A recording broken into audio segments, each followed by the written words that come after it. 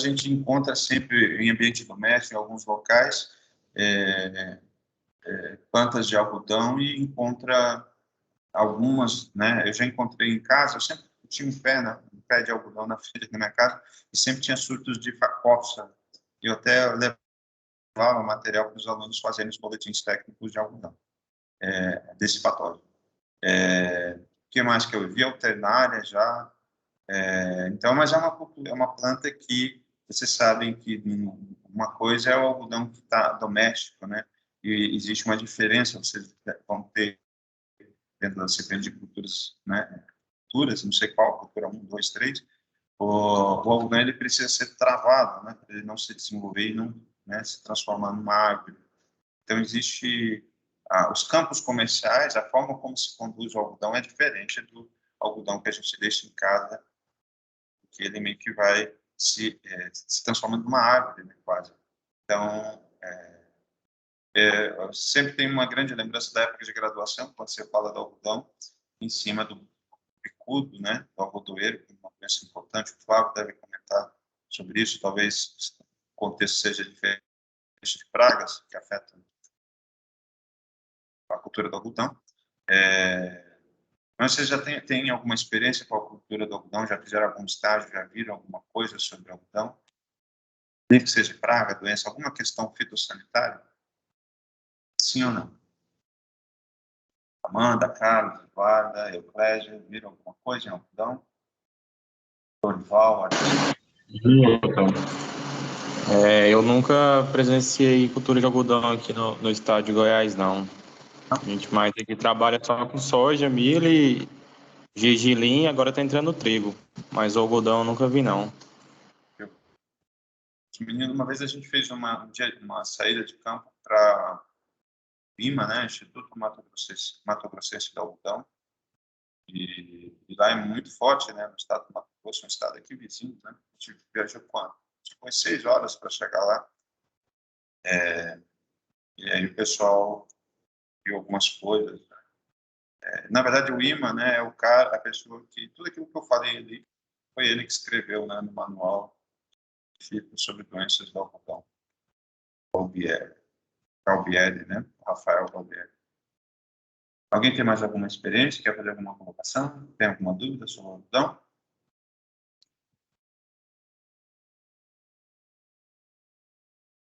Então, vamos falar sobre a soja, né? Falar sobre a importância e algumas doenças virais, né? Dividir em 2 aulas a parte de soja.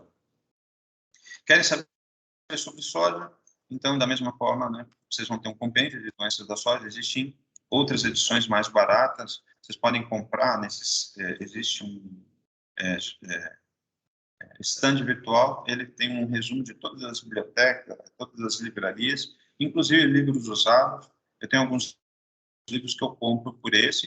Se vocês conhecem alguém que vai para o exterior, vocês podem comprar pela Amazon, e aí alguém recebe esse livro lá onde ele estiver, se ele ficar por um período, e aí vocês reduzem o custo de tráfego, né, do livro. Então, às vezes, a gente compra coisas dessa forma. Então, te compra pela Amazon e para reduzir custos de transporte, manda para um endereço onde alguém conhecido está e que vai chegar no Brasil e traz o livro para você. Então, esse aqui, a série, existe a APS, American Phytopathological Society, a Sociedade Americana de Fitopatologia. Ela tem vários compêndios de todas as culturas, e onde você tem todas as informações mais completas sobre doenças que vocês vão encontrar, que é o que eu recomendo para vocês. E aí no Brasil, é claro que vocês vão ter muitas influências, né? Algumas dessas doenças, nem todas, vão estar aqui no capítulo de 2016, que é o último capítulo, o manual, né, sobre doenças da soja. Algumas culturas, devido à sua relevância, importância, né, no campo, vocês vão encontrar, como o caso da soja, vocês têm outros destaques falando sobre doenças, como esse livro do Hernani Lemes, que fala sobre melhoramento e técnicas de manejo, né, focado em doenças da soja, e aqui do Elei Melo Reis, do Rio Grande do Sul. Ele teve aqui, esse Elei, ele veio fazer uma palestra foi no terceiro evento que a gente teve da pós-graduação, e ele falou sobre controle químico. doenças da soja. É um cara espetacular, eu achei ele sensacional. Então, esse aqui é um livro dele, junto com o Ricardo Treze Casa. São algumas sugestões de literaturas que vocês possam ter sobre a soja. Então, a soja é uma cultura pertencente à família Fabácea no Brasil, dentre fungos, bactérias, vírus, nematóides, são consideradas 40 doenças importantes.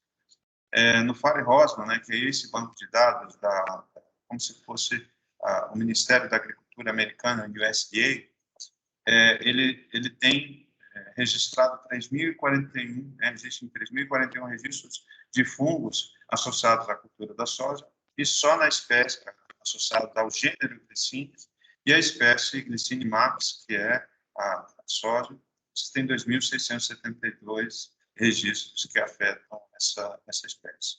Sinclair, que é eu falei para vocês, o compêndio de doenças da soja, né, o americano, em 1982 ele apresentou aqui 76 doenças como sendo importantes para a cultura.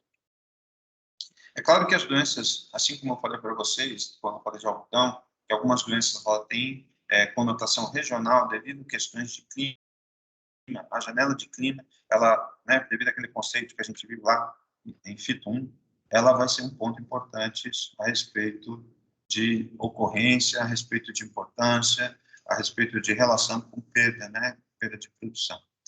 Então, a importância econômica está relacionada com a região e com essas condições climáticas, podendo algumas dessas doenças causarem até 100% de perdas, né? Então, aqui, nesse QR Code, vocês podem ter maiores informações sobre isso que eu estou falando para vocês.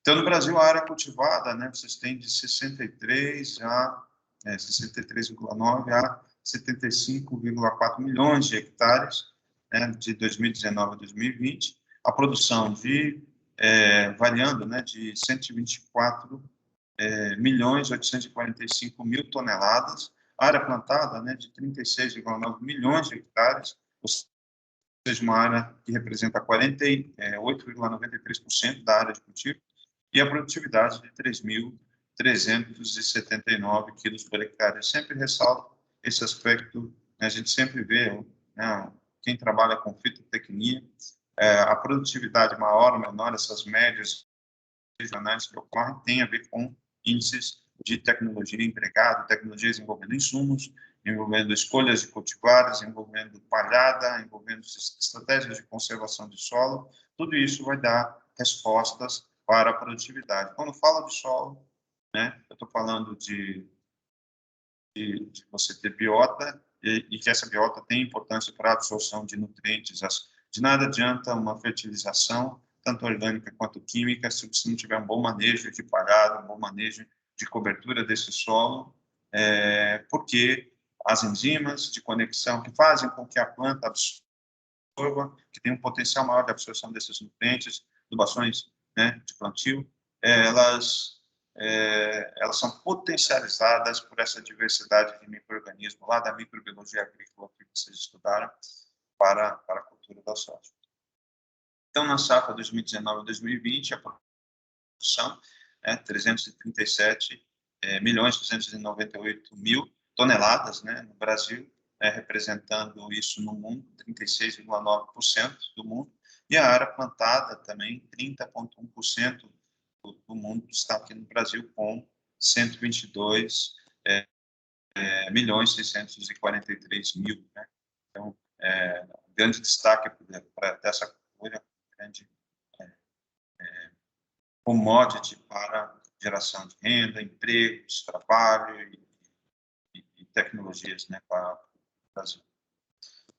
Então, falando ainda sobre dados econômicos, né, da cultura da soja, você tem, né, no Mato Grosso, Paraná e Goiás, destaques, né, como a produção de 35 milhões no Mato Grosso, 35 milhões de toneladas no Paraná, né, menor, 21 milhões 598 mil, e no estado de Goiás com menos, né, 13 milhões 159 mil toneladas. Já a área plantada do Mato Grosso é de 10 milhões e 4 mil hectares, né? Ao contrário, né, metade dessa área plantada está no estado Paraná, com 5.503, ou seja, nosso vizinho, né, tem um grande destaque aqui, né? Em segundo, Paraná. Em terceiro, a área plantada, seguindo esse mesmo indicador econômico, 3.545.000 hectares plantados no estado de Goiás, né? Então, o estado de Goiás na metade do Paraná e o estado de área plantada, né? E o estado do Paraná, metade da área plantada do Mato Grosso. E a produtividade, né, do Mato Grosso, né, ele tem, olha que interessante isso, né? Então, a gente está de parabéns, né, comparando, a gente está em segundo lugar. Em primeiro lugar, os índices, as médias de produtividade nas últimas safras foi de 3.925 quilos por hectare para o estado do Paraná. Em segundo lugar, o estado de Goiás, com 3.712, então, e aqui 3.587 quilos por hectare. Então, às vezes, essa questão, quantidade de área plantada, quantidade produzida, nem sempre vai ter uma relação com o índice de qualidade, né? Então, são questões que a gente pode ficar refletindo para tentar conduzir os sistemas. Então, essas informações foram tiradas aqui desse QR Code. Então, o consumo interno de soja, né, de acordo com a Biopo, tem 43 milhões de toneladas no 2019. A soja, vocês sabem, tem uma importância muito grande para óleo, para ração animal, né? Então, rebanho, a pecuária tem uma relação com a produção de soja no mundo, e 44 milhões de toneladas de 2020, com uma estimativa de consumo interno dessa soja em grão. A exportação dessa soja, né, em grão, 74,1 milhões, gerando 26,1 bilhões de dólares no ano 2019. Já o farelo, né, então já tem uma menor quantidade. Você sabe que se você exportasse o farelo, era um valor agregado maior, né? Então, mas o Brasil, ele exporta mais grão do que farelo. Então, você tem 16,7 milhões de toneladas, né? Então, você tem 5,9 bilhões. Eu morava numa cidade portuária e sempre era um corredor de exportação, desde criança eu convivi com isso, Paranaguá, e sempre via nos caminhões, tanto, né, você vinha farelo, quanto soja, né, sendo colocada nos armazéns, né? Os caminhões, eles não entram dentro do porto, eles se despejam dentro dos armazéns, caem dentro de, não sei explicar, mas esteiras, caem dentro dessas esteiras, e essas esteiras, às vezes, são algumas aéreas, algumas subterrâneas, que levam e jogam esse material a granel para dentro dos porões dos navios. No caso de café, eram sacas de café. Então, dependendo do produto agrícola, eles eram ou a granel, ou eles eram embalados para exportação dos diferentes países. Tá? Outro produto da soja, né, a exportação de óleo, é de 1 milhão de toneladas. Então, provavelmente, o óleo ele tem uma grande importância no mercado interno, e aqui gerando 0,7 bilhão, né, de dólares no país. E o total exportado, né, de 32,6 bilhões, né? Então, essas seriam as ramificações dos subprodutos da soja. Eu sempre sou muito favorável às questões da indústria, trabalhar matéria-prima, e uma vez que a indústria atua sobre essa matéria-prima, uma conexão com a agricultura, isso vai gerar maior renda, e essa renda vai circular mais aqui. Ao invés de você processar fora, melhor você processar aqui dentro. Não, você tem a história do café, né? Se o Brasil café processasse, tivesse um café,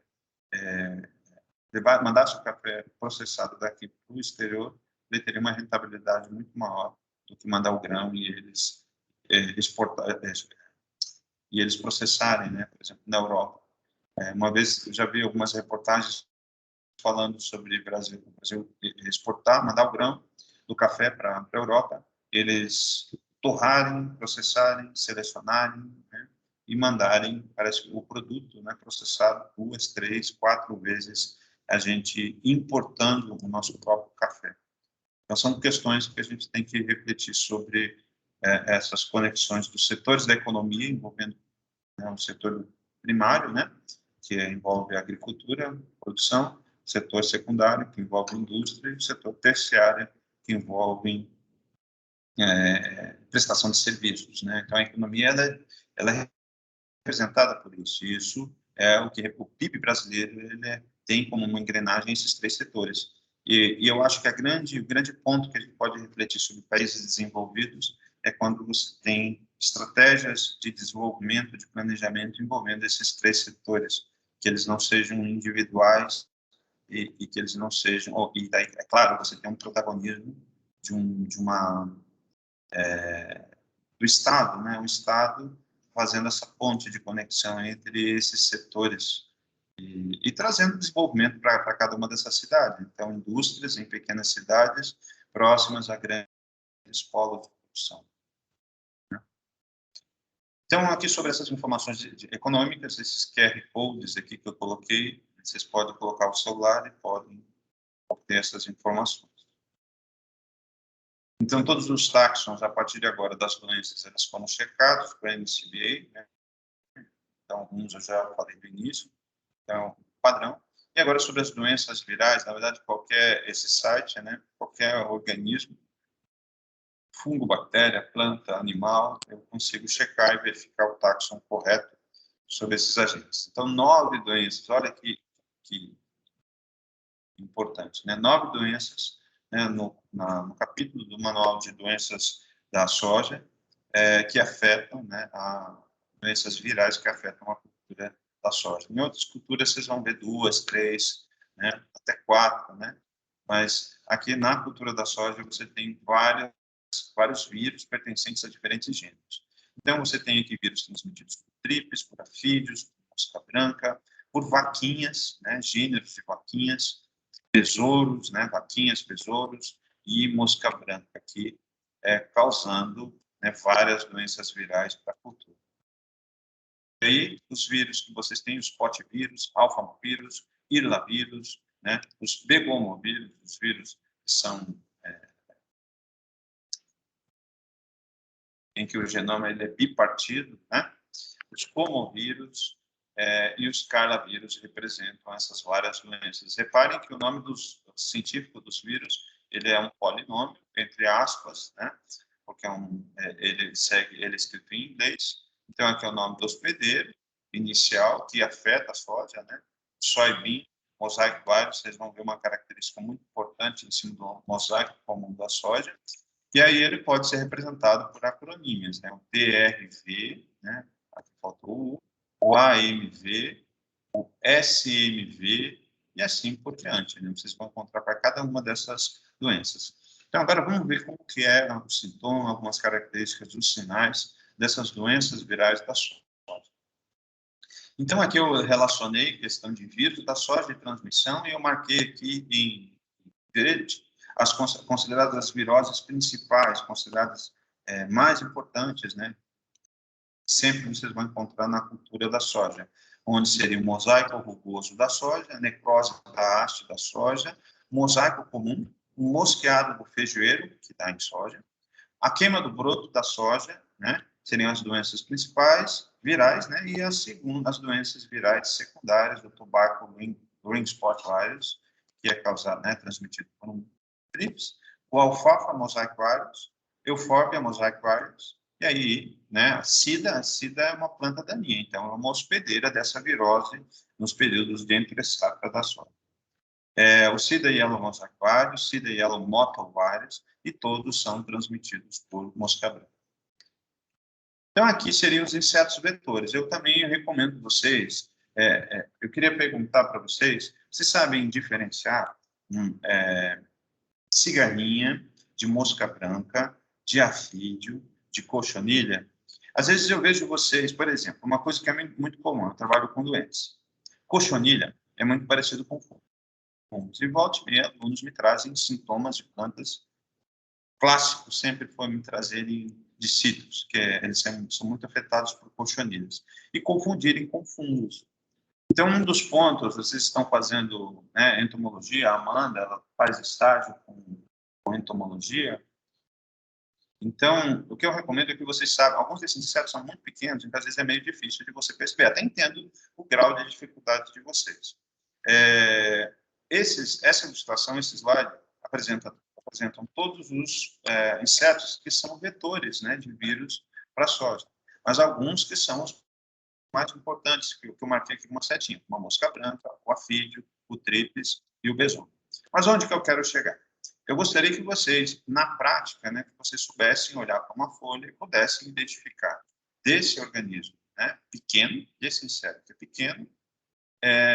Então, se você vê a presença de um tríplice, então, terem em mente que as doenças, eu falei para vocês, algumas doenças virais que são transmitidas por tríplice, elas podem, existe uma probabilidade da planta estar infectada por esse, por exemplo, no tomate, o tríplice é muito bom. Vira a cabeça do tomateiro, uma doença importante transmitida por tríplice. Então, saber, identificar esses insetos vetores, existe uma relação de probabilidade de ocorrência dessas doenças. A mesma coisa, os enfesamentos, você vê dentro da sua lavoura a presença de populações, uma alta população de um determinado inseto vetor. Então, existem duas questões. Uma é o dano direto desses insetos sobre a planta, no que diz respeito a sugar esse tecido, e o outro é da transmissão de doenças para essas culturas. A leprose, né? A leprose do vírus, do citrus, é transmitido por um ácaro, né? Então, você vê a incidência disso, você vê cigarrinha, você pode ter green, você pode ter chilela. Então, entender e identificar é algo que eu recomendo extremamente que vocês saibam isso. Vocês se sentem à vontade para identificar o que vocês sabem identificar na prática no campo. Falem para mim, Amanda, Carlos, vocês sabem reconhecer um pulgão, sabem reconhecer uma mosca branca, um tríplice? O que vocês consideram desses vários que é mais difícil de reconhecer? Uma cochonilha? Carlos, vamos lá, agrônomos, ajudem o professor. Vocês sabem identificar qualquer inseto que aparece, inseto vetor de doença de planta? Sim ou não? Não, professor. Alguns. O que vocês sabem? Então, vamos partir disso. O que vocês se sentem seguros? Vaquinha é fácil? Vaquinha é. Eu acho. A vaquinha é facinho, não é? Eu acho que a dificuldade maior vocês teriam em cima de tríplice e pulgão, né? Mosca branca. Eu mesmo nunca vi trips. Eu mesma nunca vi trips. Nunca vi Não sei como seria essa identificação. Eu tenho uns pés de fumo aqui, sempre tem tríplice. Sempre tem, Amanda. Às vezes o que eu estou querendo dizer com essa pergunta para vocês, que às vezes vocês viram, mas nunca deram nome, entendeu? Então, pode ser. O que eu faço, eu vou ver se... não adianta eu mostrar para vocês, né? Estou aqui, estou mostrando, mas eu acho que a vivência tem que partir de vocês. Então, o que eu faço um convite é, vocês, a partir de hoje, lá no grupo do WhatsApp, peguem coisas por onde vocês caminham. Fala, professor, isso aqui é tríplice, isso aqui é cochonilha. Eu não sou especialista nisso, vou tentar ajudar vocês. Eu sempre, o Lorival vai me perguntar alguma coisa sobre pragas essa semana, empurrei o Lorival para o Fábio, né, para eu não cometer, vai ser o mínimo do mínimo, né? Mas o que vocês verem, coloquem lá no grupo para mim, das vivências, e procurem saber sobre isso para reconhecer, né?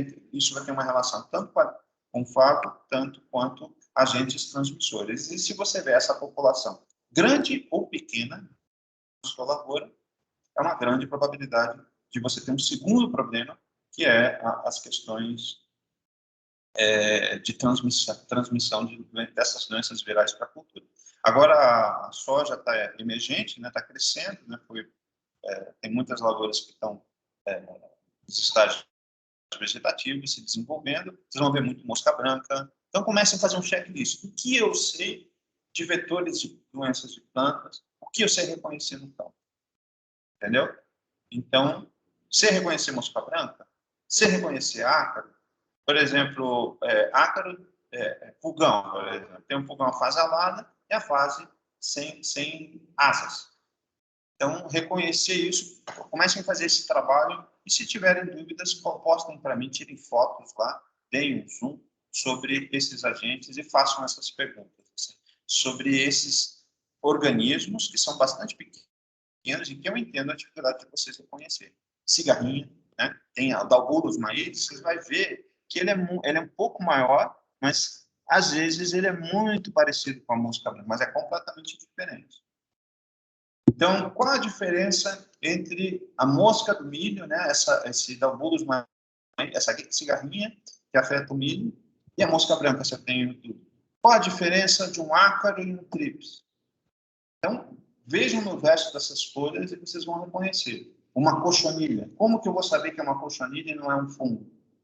Então, são questões que na prática você pode desvencilhar, mas isso pegando folha, olhando, discutindo entre vocês. Então, esse é o meu convite que eu faço. Só assim vocês vão poder ter algum tipo de reconhecimento, tá?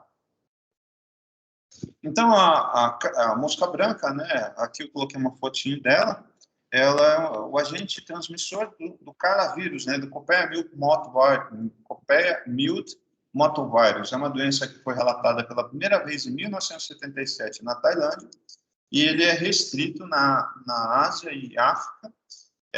As partículas, elas são bastante alongadas. No Brasil, ela foi relatada em 1980 na cultura do feijão, e na soja, na região sul de Goiás, em 2001 foi relatada essa doença incidindo. Depois, as próximas safras, após 2001, foram observadas a presença da necrose da haste. Então, a necrose da haste, você vai ver um sintoma de necrose do tecido provocado por esse vírus, não é só mosaico que vírus provoca nas culturas, mas nas próximas safras, após 2001, foram encontrados relatos da necrose, tanto na Bahia, Mato Grosso, Paraná, Maranhão. Elas são transmitidas, né, por sementes, então na África ela já foi relatada, e no Brasil ainda não. O sistema de transmissão dessa mosca é chamado não persistente, então ele ele não circula dentro da hemolinfa, né, do inseto, e o biótipo A, ele é quase inexistente no Brasil, e o biótipo B da mosca branca, ele é mais agressivo e apresenta maior fecundidade, a população do biótipo B é maior e que é grande responsável por transmissão de doenças para a cultura da soja e para outras culturas também. Então, o vetor inviável, não persistente, ele favorece a transmissão, e várias cultivares de soja são tolerantes, conseguem tolerar a necrose da haste, ou seja, eles produzem, vocês têm sintomas da doença, mas não afetam a produtividade. É isso que significa uma cultivar tolerante à necrose da haste da soja, tá? Então, ainda sobre a necrose da haste, então vocês vão ver isso aqui. Esse seria o sintoma que eu queria mostrar para vocês, esse escurecimento desse broto. Então, nem sempre as doenças só ficam no bacheiro. Mais um exemplo na aula de hoje de uma doença aqui da questão do ápice. Então, necrose do broto, as hastes ficam necróticas, os sintomas iniciais são difíceis, de difícil diagnóstico, e as vagens são deformadas e os grãos ficam pequenos. E quando você vem com canivete, lembra do que eu falei, né? Para que serve o canivete? Para qualquer cultura, sempre você cortar e ver o interior do tecido vascular. E viu, esse escurecimento da medula é uma indicação também da presença dessas partículas. Lembrem da explicação. Quando eu falei de algodão, na aula passada, falei de verticílio, falei de fusário, falei de escurecimento vascular. Lembrem, a resposta de uma planta a uma invasão por um patógeno, quer seja um fungo, verticílio, fusário, quer seja uma bactéria, pense microscopicamente. É uma reação de resistência. Compostos fenólicos se desenvolvem aonde a planta detecta. A planta não tem um sistema de defesa, mas elas têm moléculas de defesa, como compostos fenólicos. Então, elas vão provocar uma barreira, e esse escurecimento é uma reação da planta a essa invasão, para que esse patógeno, o vírus é sistêmico, para que o vírus fique localizado naquele ponto. E é claro que isso vai ter um preço a ser pago pela planta.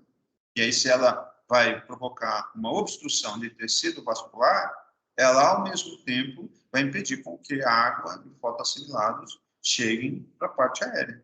Então, isso é uma consequência desse escurecimento vascular. Então, toda vez que vocês observarem o sintoma de escurecimento da nervura, associem esse aspecto. Então, se não morrer o nanismo, as plantas ficam deformadas e outros hospedeiros no Copaea milde motovarius é soja, o feijão calpi, o feijão jalo, amendoim de jardim, são todos hospedeiros da necrose da haste. Então, leguminosas em geral vão, né?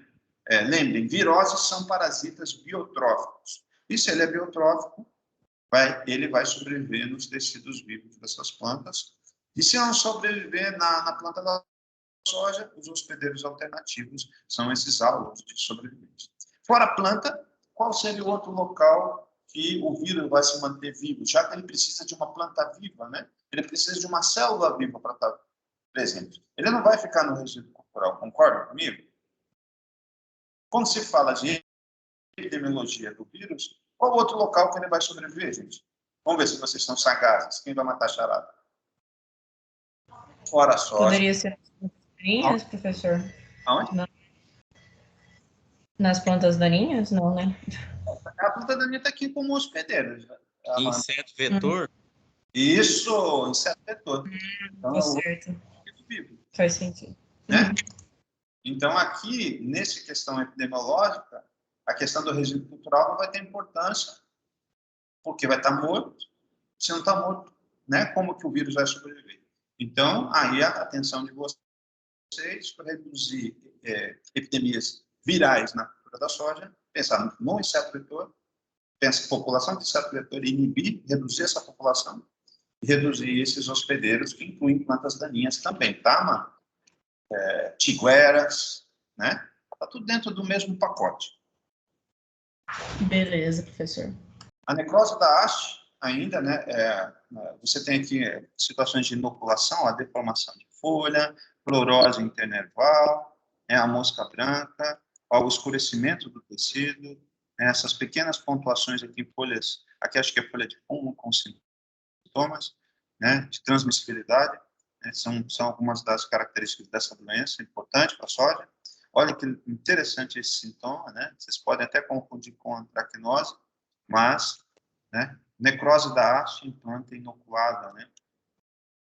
Testes em laboratório. Aqui dá para vocês verem mais o que dá nome à doença, né? Necrose. Aqui o superbrotamento, redução de área foliar.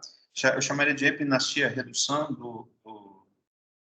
da distância entre os internódios, né? Expansão foliar. E olha aquele sintoma que a gente viu, né? Que você cortou com o canivete, por isso o canivete que vocês têm na cintura não é só para cortar laranja, é para dissecar o tecido e ver o que a planta está dizendo para vocês. Então, vocês precisam, né? Precisam olhar as coisas e enxergarem as coisas. Igual eu falei para vocês dos insetos. Vocês estão no 6º período. Vocês precisam olhar para o seu alvo. O seu paciente é o vegetal. E tentem reconhecer esses insetos, tentem reconhecer esses problemas. Isso é uma questão de decisão sua, né? Você me fazer perguntas depois de formado não vai adiantar. Então, ter curiosidade, manter essa curiosidade, desde quando você é aluno, desde quando você é formado, desde quando é um burro velho igual eu sempre tento manter, embora eu tenha muitos obstáculos profissionais, e assim como vocês têm inúmeros obstáculos como estudantes, né, para estudarem, a gente precisa desenvolver estratégias. E essas estratégias envolvem manter a curiosidade. Estratégias de estudo. Isso aqui, agora estou fazendo flip charts de coisas que eu quero aprender mais. Anoto, faço uns resumos, coloco a pergunta de um lado e atrás depois eu coloco no outro. Daí todo dia eu dou uma lida e falo, isso aqui quer dizer tal coisa. Se eu não lembrar, eu olho aqui atrás. Depois que eu vi, isso aqui eu já sei, eu separo em grupos de coisas que eu já domino sobre aquele assunto, grupo de coisas que eu não domino no meu flipchart. E aí, todo dia, 10 minutos, 15 minutos, porque estudar é repetição, não é estudar uma vez só. E isso vai fazer com que eu amplie o meu conhecimento sobre aquele ponto. Entendeu? Então, tudo na vida é uma questão da maneira como a gente coloca, da estratégia estratégia que a gente coloca para aprender coisas. Se eu não sou muito bom para aprender, se não sou o cara que já pega de início, então eu preciso de estratégia. Vejo ali quem faz uma estratégia A, vou usar. Ah, mas essa daí não funcionou para mim. Estratégia B, estratégia C. E manter sempre esse espírito de curiosidade é extremamente importante para vocês. Então, eu sempre mantenho, desde a época que eu era estudante, mantenho questões afetivas, né, pela profissão, né, de amor pela profissão, para que as coisas funcionem, porque a gente leva tanta martelada de todos os aspectos que a vida coloca, né, que são essas marteladas, eu reconheço como sendo desafios para que nós possamos ser melhores, né? Então, para que a gente consiga tirar uma lição positiva, né? Porque se a gente ficar sempre tirando uma lição negativa, travar perante as dificuldades que o mundo coloca para a gente não avança, né? Segunda doença importante da soja, transmitida por pulgão. Ela foi descoberta em São Paulo em 1955 com sementes que eram manchadas e que ela provocava redução da perda de produtividade, de rendimento de até 70%. Então, o mosaico comum da soja, que tem como agente causal o Soybean Mosaic Virus, o SMV, é um potivírus que é transmitido por vírus. Ele varia a incidência em algumas cultivares no estado do Paraná, Mato Grosso do Sul e Goiás. Então, a porcentagem de infecção nas lavouras de soja pode chegar até 30%. Então, na região sul, nos períodos chuvosos, existe uma redução da doença, porque a chuva vai reduzir a incidência de pulgão, de população de arquídeo no campo. Olha que interessante, ó. Talvez seja essa forma de você reduzir a população do inseto. Então, às vezes, a gente tem que pegar e ser sagaz para entender se o inóculo sobrevive em plantas e sobrevive no inseto. Então, eu posso olhar e sei que água é um ponto que reduz a população. Aqui, esses dias eu estava vendo as plantas, eu tenho um grupo de plantas que sempre são afetadas por cochonilha. Eu fiz um experimento e eu colocava um bico da água e jogava sobre a planta. E meio que lavava a folha, ela provocava uma abrasão na folha da planta. E ela era muito afetada por cochonilha. E eu via que acho que eu fiz umas 3 lavagens da planta com esse jato de água, e agora a planta estava totalmente destruída pela cochonilha, e agora ela conseguiu recuperar, porque você retirou a cochonilha com a lavagem, como se fosse uma retirada direta, né? Claro que não é uma ação tóxica, né? Como o caso de um produto, de um inseticida, mas é uma questão mecânica, né? Agora a planta conseguiu recuperar, está quase que 100% do seu estado normal, sem o dano provocado pela cochonilha por uma simples lavagem. Então, o que eu estou querendo dar com esse exemplo inovem, sejam curiosos e, a partir desses vestígios, indícios que a natureza está dando, tentem colocar algo pensar fora da casinha e até mesmo criarem coisas diferentes do que eu estou colocando, fora desse padrão, desse elemento, desse fenômeno que envolve, se você não tem um cultivar resistente, se você não tem uma molécula química, não tem como controlar a doença? Claro que tem. Então, e vocês são jovens, a cabeça de vocês é muito mais fácil de vocês criarem coisas do que a minha cabeça. Vocês podem ter mais plena certeza. A única questão é que, às vezes, vocês não acreditam nessas coisas, no potencial que vocês têm, na potencial de aprendizado muito maior do que a gente que é mais velho, né? A gente engana muito bem, porque a gente estudou muitas coisas lá. Mas se a gente tivesse que começar a estudar agora, comparativamente, o rendimento nosso seria muito pior que vocês. Então, ele é distribuído em todas as regiões produtoras, né, a incidência do SMV, e também um vírus em que a partícula é alongada e ele vai ser transmitido por esse inseto vetor. E essa é uma doença muito interessante por causa disso. Eu sempre lembro do SMV por causa da mancha chocolate. Então, vocês veem na soja a mancha púrpura, que é um fungo em que você vê no tegumento da semente, a cercóspora fica avermelhada, e essa mancha chocolate em cima do grão é uma indicação né, algumas cultivares vocês devem encontrar no campo. Eu avaliei alguns germoplasmas no campo, né, em algumas safras anteriores, e algumas safras a gente encontrava a presença dessa mancha de chocolate, e isso é um indicativo do SMV, né? Então, essas manchas pretas com bordos marrons, então, são variações tanto pretas quanto marrons, que referem-se à mesma doença, que vem, né, a cor do hilo, e essas sementes infectadas sem manchas e com manchas, né? Então, isso pode representar sementes sadias, né? Você pode ter também, o que eu quero fazer uma afirmação, é que mesmo sementes, sem a presença das manchas chocolates, também podem estar infectadas pelo SMV, tá bom? É importante que vocês, da mesma forma, sementes que não estão, o tegumento não está avermelhado, não quer dizer que ele não esteja com a presença microscópico dos agentes, né? Não esteja com a presença da Cercospora quicuste. Assim como é uma semente que você aparentemente o tegumento ele é amarelinho, não tem esclerose junto com a semente, mas você pode ter micélio de esclerotina e esclerotiona microscópico sobre a semente. Eu não avaliei, eu não utilizei nenhum método diagnóstico e que essa semente pode transmitir o patógeno. Então, prestem bastante atenção. Esse é um marcador importante para eu olhar a olho nu, bastante interessante, para ver essa virose da soja, mas isso não quer dizer que uma semente, né, sem mancha, que ela não esteja infectada, tá bom? Isso aqui que eu estou querendo chamar e servir de alerta. Anotem no caderno de vocês, isso serve para todas as outras doenças, é um padrão. Então, a terceira doença, né, da soja, aqui, o soybean mosaic virus, pertencente à família Potiviridae, e é um potivírus transmitido por afídio. Ele tem partículas também alogadas, e olha que interessante, quando você faz a microscopia eletrônica, né, de uma planta infectada, você vê as inclusões proteicas em formato de catavento. Então, isso aqui é clássico para várias doenças transmitidas por antivírus, né? Então, o soybean mosaic virus tem essa característica.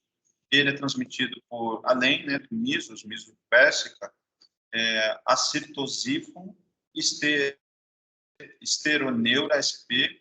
Então, todos transmitem esses vírus, né? Então, o formato do vírus é esse, mas ele pode formar inclusões de proteínas, né? Ele produz proteínas no citoplasma das plantas, e essas inclusões têm formato de catavento, que é uma característica.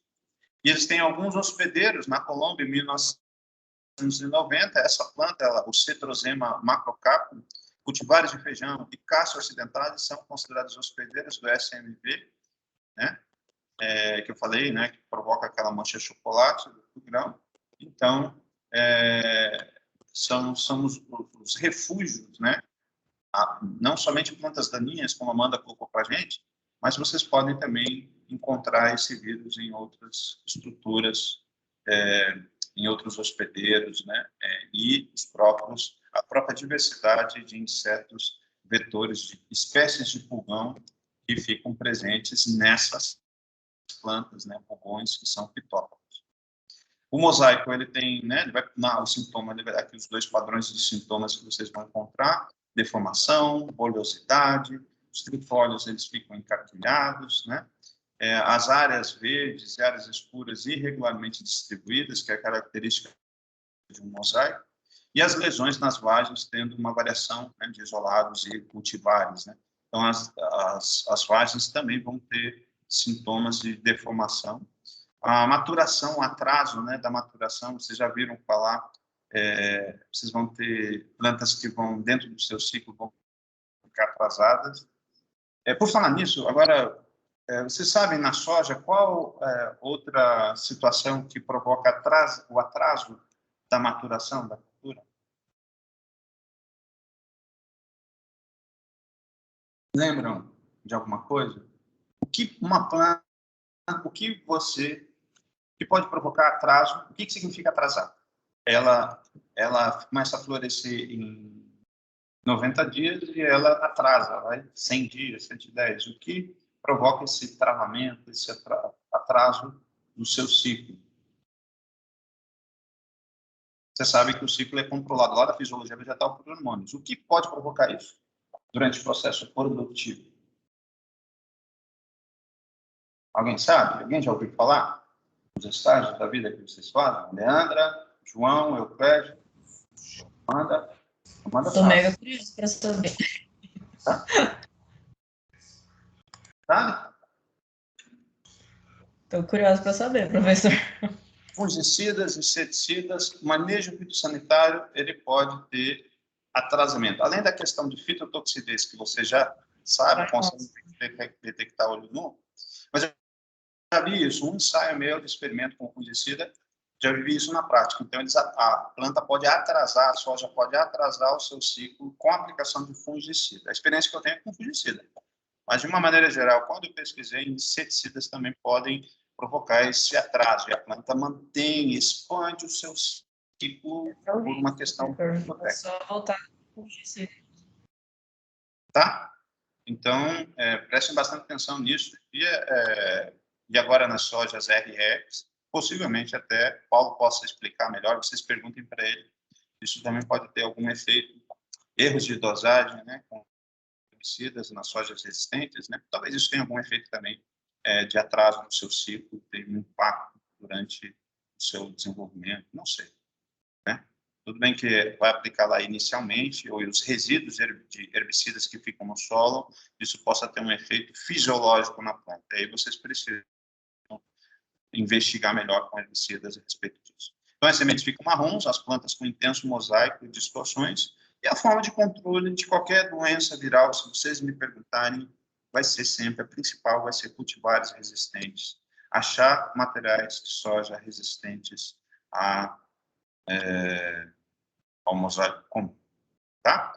Então, vocês têm aqui um sistema, né, para a questão de transgenia, né, para obter plantas resistentes e suscetíveis a esse mosaico, né, de você colocar genes que vão impedir com que haja essa proliferação, a multiplicação do SMB dentro da planta de soja. E na próxima aula, vamos parar por aqui.